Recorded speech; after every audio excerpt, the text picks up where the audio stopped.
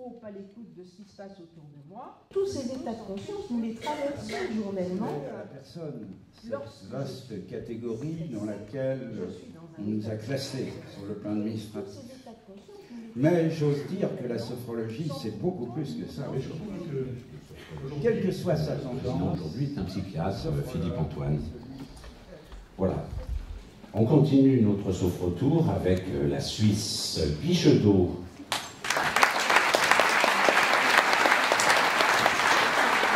La compétence de la sophrologie, c'est le sens et les valeurs.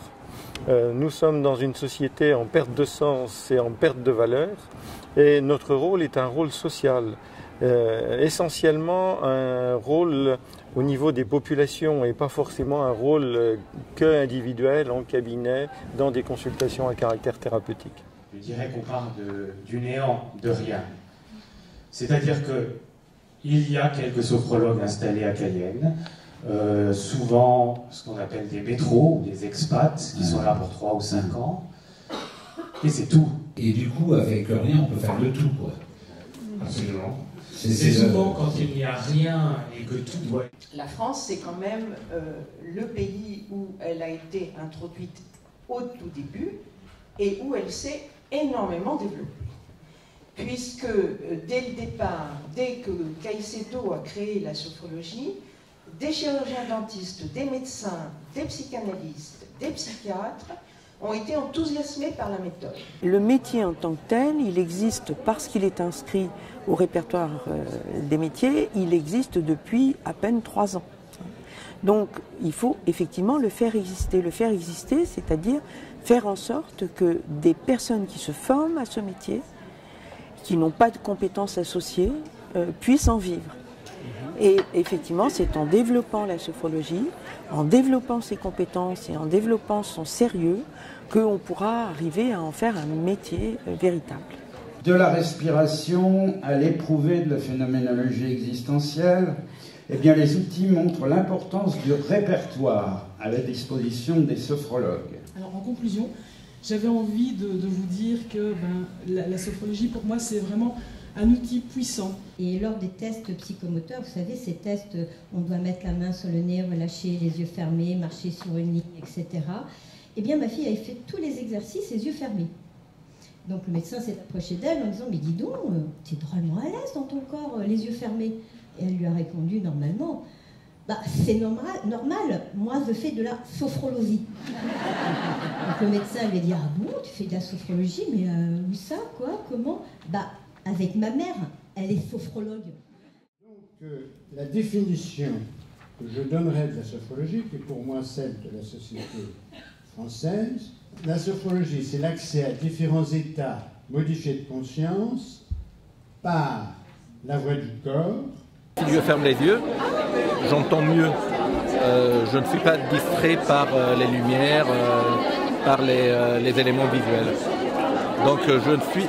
Et même que j'écoute parfois en état de conscience modifié pour que chaque mot ressent en moi et ça rentre dans ma propre authenticité.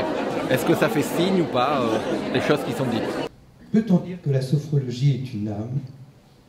Peut-on dire qu'elle a un ce sans quoi la sophrologie ne serait pas la sophrologie? Une essence? Ou serait-elle plutôt un substantif qui a perdu sa substance? Un mot qui ne veut rien dire, un mot tombé dans le domaine public. On réduit souvent l'idée de la sophrologie à une simple boîte à outils permettant de gérer un petit peu des symptômes du type stress, troubles du sommeil. Alors que pour moi, la sophrologie, c'est bien plus que ça. Et c'est au-delà, vraiment s'interroger un petit peu sur sa relation à la vie et rendre sa vie la plus satisfaisante possible. D'abord, c'est un congrès d'attachement, parce que je suis depuis plusieurs années à la SFS. Donc, je crois que c'est d'abord ça. Voilà, retrouver une famille en quelque sorte. Ensuite, me réconforter, au sens trouver de la force, du réconfort, des idées nouvelles pour ma pratique. Voilà. Je vais ouvrir en janvier, donc je viens chercher des éclairages différents, partager les connaissances, les informations avec voilà, des collègues de toute la France et de l'étranger. on est en formation, nous. Donc ce qui était intéressant, c'était de voir un petit peu des sophrologues installés, de comprendre les problématiques auxquelles ils s'exposaient aujourd'hui dans leur activité, là où le métier allait et dans quelle direction ça partait, etc. C'était pour bien comprendre l'écosystème du sophrologue aujourd'hui, essentiellement. Je dis souvent que au niveau de l'école, la première des valeurs, c'est les élèves. Et que chaque élève qui passe, c'est une vie, une conscience, c'est quelque chose qui nous ébranle et qui nous amène à nous poser des questions sur la manière dont nous-mêmes évoluer. On a de plus en plus de demandes, à la fois du public qui cherche un sophrologue, et à la fois de personnes qui souhaitent se former au métier de sophrologue. En fait, le métier de sophrologue demande souvent bien plus de compétences qu'on ne le pense au départ. Donc il faut être très rationnel dans le choix de sa formation et sur sa durée, le nombre de journées qu'elle comporte. C'est vraiment se fixer cet objectif, se nourrir le plus possible d'une formation de qualité pour pouvoir ensuite donner le meilleur de soi-même et les compétences que l'on aura acquises. C'est un métier généraliste qui n'empêche pas de se spécialiser dans certains domaines, mais un sophrologue doit rester en connexion avec la méthode générale de la sophrologie et il ne doit pas devenir un distributeur de recettes magiques pour tel ou tel domaine, avec des protocoles stéréotypés.